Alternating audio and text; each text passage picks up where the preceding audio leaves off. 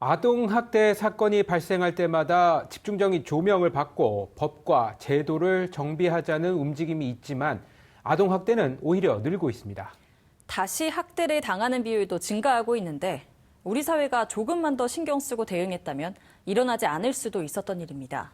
재학대 위험에 빠진 아이들 구할 방법은 없는지 양아람 기자입니다.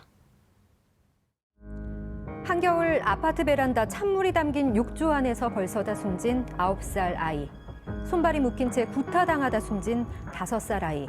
모두 재학대로 세상을 떠난 아이들입니다.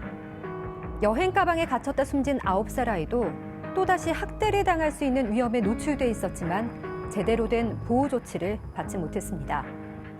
해마다 증가하는 아동학대. 지난해 3만여 건이 발생했는데 이 가운데 다시 학대가 발생한 사례가 11%를 넘었습니다. 재학대 비율은 최근 3년간 계속 늘고 있습니다. 아동학대가 늘고 있다는 것도 심각하지만 재학대 비율이 높아지고 있다는 사실은 참으로 참담합니다. 막을 수 있었던 피해를 우리 사회가 막지 못했기 때문입니다.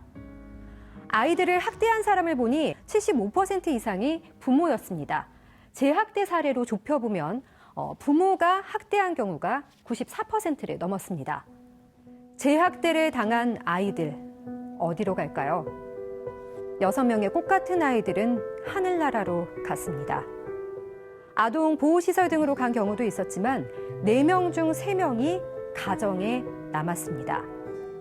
가정에서 보호를 받는 경우가 76%로 압도적인데 앞서 말씀드렸듯이 재학대 사례는 가해자가 부모인 경우가 많습니다. 아이가 보호받아야 할 가정, 그런데 학대 가해자인 부모는 그곳에 그대로 있습니다. 아이는 보호를 받는 것일까요? 아니면 위험에 또다시 노출되는 것일까요? 피해 아동이 부모와 분리되는 것만이 최선은 아니지만 아동학대가 의심되는 상황에서는 적극적인 분리 조치가 필요합니다. 현행법으로는 어려운 부분이 있어서 이를 보완하는 법 개정안이 잇따라 발의돼 있습니다.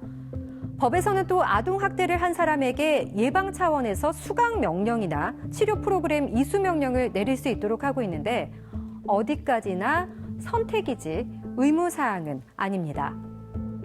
교육을 통해 얼마나 바뀌겠어? 이렇게 생각할 수도 있지만 실제 아동학대 예방에 효과가 있었습니다.